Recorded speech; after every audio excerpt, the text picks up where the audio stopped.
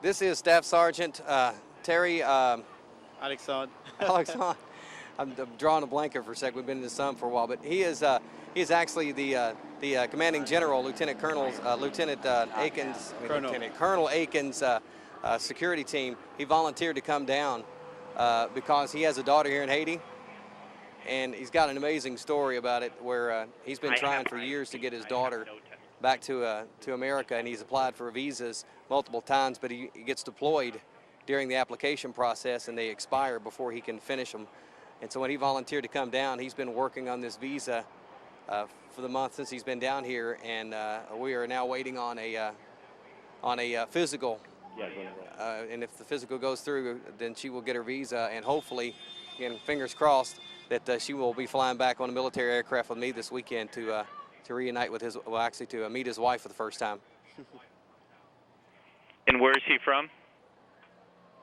He is from Fort Knox, but he's originally he's a native Haitian and speaks Haitian Creole, so we've had him out in the streets with us 3 or 4 times, and at the University of Miami Hospital talking to the kids, and it just blows people away because he can speak Haitian Creole and opens up doors that I don't think any other person that's come down to report has had that door open, because he can speak their native language and they will actually open up and have full conversation with us. Can you ask him about his viewpoint of what he has been seeing so far? Yeah, he can hear you. Yeah, well, what I've seen so far is like Haiti's moving forward, and by saying forward, from when I come here in January until right now, there's the big changes going on right now. And people of Haiti, they got hope that one day they will stay on their own feet and do for themselves. So that's pretty much everything that I see right now. And Greg, how about your viewpoint of what you've been seeing so far? The word, when I talked to Command Sergeant Major, when we first went in the city last Thursday, it took 20 seconds from the time I got in the vehicle to the time I got out of the gate to realize that it's a whole different world. And the only thing I could say all day was, wow. Just the distribution sites, the folks in line for rice, and then just the amount of people out that's out of their homes, and just the devastation around the city of Port-au-Prince by itself. It's just mind-numbing it's hard to even explain the damage here and how these people are living and how they're struggling day to day. And what are the things that you see that they definitely need right now? Well, we had an opportunity on Sunday to go to the farmers market right outside of the port and talk to adults and children alike about what they need. And one guy, he said, we need jobs, and we need opportunities, and we need schools. He said that's all we want is an opportunity for our kids to learn. And he doesn't see it happening for a couple of years that they're going to be able to get a school. We talked to a teenage girl, and I asked her, I said, we were filming some segments for videos to be used in the school system there at Fort Knox and Hardin County and the surrounding counties there, so they can understand what a life of a soldier is like and a life of a Haitian. And she said, I asked her, said, what would you tell an American student about your situation? She said, I would just like to tell them to listen to their parents and go to school. And then she paused and she said, because you can.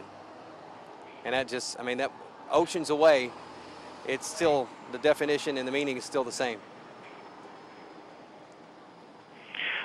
Tell me a little bit more about the recovery efforts. Are you seeing supplies come in? Are you seeing all the necessities coming in that they need down there? We are seeing a lot of the necessities they need coming in. The food distribution went very, very well. We see tents are coming in daily. I know that's a big issue right now as the rainy season is coming up, and there are a lot of people that are living on the streets with no tent. They have no shelter whatsoever, and as this rainy season comes in, it gets to be a really bad situation. And there are a lot of people that still have homes that will not go into them because of the earthquake and the aftershocks. We've had 4 aftershocks in the last 24 hours, I'd say, about a 5.0 magnitude, and that just sends them back to square one on having the confidence to even go back in their house at all. Do you have anything else that you'd like to talk about when you got there? Anything more about your experience there? You know, the Haitian people, they're very appreciative of the Americans. Everybody that we've talked to has just been, you know, thank you, thank you, thank you. There's signs everywhere thanking the American soldiers for coming down, and that really stood out to me. And then having an opportunity to live with the soldiers through this time, you know, in the camp and living in their hooches and in the cots with the mosquito netting and tarantulas the size of your hand, which is no exaggeration there.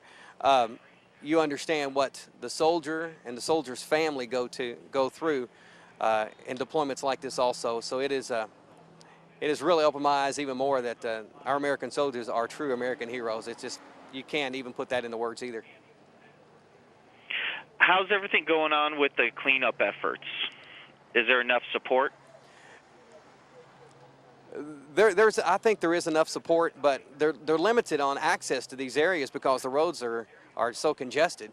I mean, yesterday we went out in the city and we were going, I think, 4 miles, and it took us 2 hours and we never got to that location. We had to turn around and come back because of a timing issue. So it's going to take a while. A lot of the Haitians are going through the streets with wheelbarrows and removing rubble one piece at a time to try to get it cleared out. But it's going to take a long time to clear it out. This next question is directed for both of you guys. What is the most shocking thing that you have seen since you've ended up in Haiti? Well, there's a place they call Champ Mars in Port-au-Prince near the National Palace. I remember this place when I was like a kid playing down there. There's a nice park. Everything was open up. It was Sunday afternoon, just get an ice cream after you play. And the other day, Sunday, I went there, and it's really devastating to see that place is totally changed, and there's nothing but tents and little tent cities out there, and people's everywhere. And pretty much the Port-au-Prince that I used to know is no longer. But with help, it'll come back again the way it's supposed to be. That's what I'm hoping for. Yeah, for me it had to be on Sunday as we made a trip through Port-au-Prince. I come across an area that was a gated area, and it looked like an open area, and then when you drove by the opening in the gate, you realized that was an apartment complex. An apartment complex no different than one in the United States. As many people that would be living in that apartment complex, the reality hits you that a large number of those folks did make it out. And at that point, I mean, it's a life-changing experience.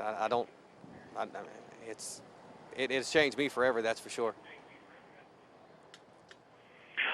Thank you very much. And if you can you please spell out the name of the soldier that's right near you? Yeah, my name is Staff Sergeant Thierry. It's Thierry Alexandre. It's Alexandre. Okay, Greg, and thank you very much, Terry, and thank you very much. I appreciate it. Thank you. Thank you.